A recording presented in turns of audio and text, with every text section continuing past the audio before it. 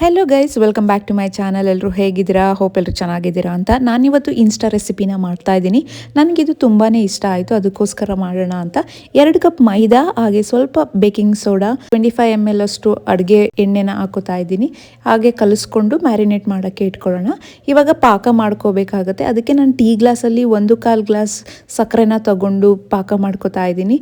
So ಇದಕ್ಕೆ ಸ್ವಲ್ಪ ನೀರು ಹಾಕಬೇಕು, ಜಾಸ್ತಿ ನೀರು ಹಾಕಬಾರ್ದು. ಒಂದು 1/4 ಗ್ಲಾಸ್ ಅಷ್ಟು ನೀರು ಹಾಕಿ ಪಾಕನ ತೆಗಿಬೇಕಾಗುತ್ತೆ. ಗಟ್ಟಿ ಪಾಕನ ತೆಗಿಬೇಕು, ತೆಳು ಪಾಕ ಬೇಡ. ಇದಕ್ಕೆ ಇವಾಗ ಏಲಕ್ಕಿ ಹಾಗೆ ಲವಂಗನ ಹಾಕ್ತೀನಿ. ಲವಂಗ ಫ್ಲೇವರ್ ಚೆನ್ನಾಗಿರುತ್ತೆ, ಏಲಕ್ಕಿ ಟೇಸ್ಟ್ಗೆ ಚೆನ್ನಾಗಿ ಬರುತ್ತೆ. ಅದಕ್ಕೋಸ್ಕರ ಪಾಕ ಹೇಗೆ ರೆಡಿ ಆಯಿತು ಅಂತ ನೋಡಬೇಕು ಅಂತ ಅಂದರೆ ಕೈಯಲ್ಲಿ ಸ್ವಲ್ಪ ತೆಗೆದುಬಿಟ್ಟು ಅದು ಬರುತ್ತಾ ಇಲ್ವೋ ಅಂತ ನೋಡಬೇಕು. ಒಂದೆಳೆ ಪಾಕ ಬಂದರೆ ಅದು ಚೆನ್ನಾಗಿದೆ ಅಂತ ಅಂದ್ಬಿಟ್ಟು ಸೊ ಅಲ್ಲಿಗೆ ಆಫ್ ಮಾಡಿ, ನೆಕ್ಸ್ಟ್ ನಾವು ಮ್ಯಾರಿನೇಟ್ ಆಗೋಕ್ಕೆ ಅಂತ ಹಿಟ್ಟನ್ನು ತಗೊಂಡು ಸ್ವಲ್ಪ ನಾದ್ಕೋಬೇಕಾಗುತ್ತೆ. ಅದನ್ನು 2 ಭಾಗ ಮಾಡಿ ಡಿವೈಡ್ ಮಾಡ್ಕೊಳ್ಳಿ. ಒಂದಂತೆ ಒಂದು ಲಟ್ಟಿಸ್ಕೊಂಡು 2 ರೋಲ್ ಮಾಡ್ಕೊಂಡು ಬರಬೇಕಾಗತ್ತೆ. ರೋಲ್ ಮಾಡೋಕ್ಕಿಂತ ಮುಂಚೆ ಅದ್ರ ಮೇಲೆ ಸ್ವಲ್ಪ ಆಯಿಲ್ನ ಹಾಕ್ಕೊಂಡು ರೋಲ್ ಮಾಡ್ಕೊಳ್ಳಿ.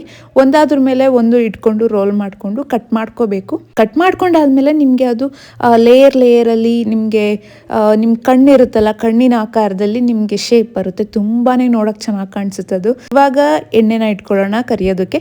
ಎಣ್ಣೆನ ಇಟ್ಕೊಂಡು ಸಿಮ್ಮಲ್ಲಿ ನಾವು ಕರಿಬೇಕಾಗುತ್ತೆ. ತುಂಬ ಹೈ ಫ್ಲೇಮಲ್ಲಿ ಇಟ್ಕೊಂಡ್ರೆ ಕಪ್ಪಾಗಿ ಹೋಗ್ಬಿಡುತ್ತೆ, ಯಾಕಂದರೆ ಒಳಗೆಲ್ಲ ಏನು ಅದು ಬೇಯೋದಿಲ್ಲ. ಅದಕ್ಕೋಸ್ಕರ ಸಿಮ್ಮಲ್ಲಿ ಇಟ್ಕೊಂಡು ಟೈಮ್ ತಗೊಳುತ್ತೆ ಸ್ವಲ್ಪ. ಆಮೇಲೆ ಬೇಯಿಸ್ಕೊಂಡು ಈ ಥರ ಬ್ರೌನ್ ಕಲರಲ್ಲಿ ಬರಬೇಕು. ಅದನ್ನು ಬಿಸಿ ಇದ್ದಾಗಲೇ ಪಾಕಕ್ಕೆ ಹಾಕೋಬಿಡಿ, ಯಾಕಂದರೆ ಬೇಗ ಪಾಕ ಹೀರ್ಕೊಳ್ಳುತ್ತೆ. ಸೊ ಹೀರ್ಕೊಂಡಾಗಿ ಒಂದು ಅರ್ಧ ಗಂಟೆ ಮೇಲೆ ಅಲ್ಲೇ ಬಿಟ್ಟರೆ ಈ ಥರ ಒಂದು ಸ್ವೀಟ್ ರೆಡಿ ಆಗುತ್ತೆ. ತುಂಬಾ ಟೇಸ್ಟಿಯಾಗಿರುತ್ತೆ.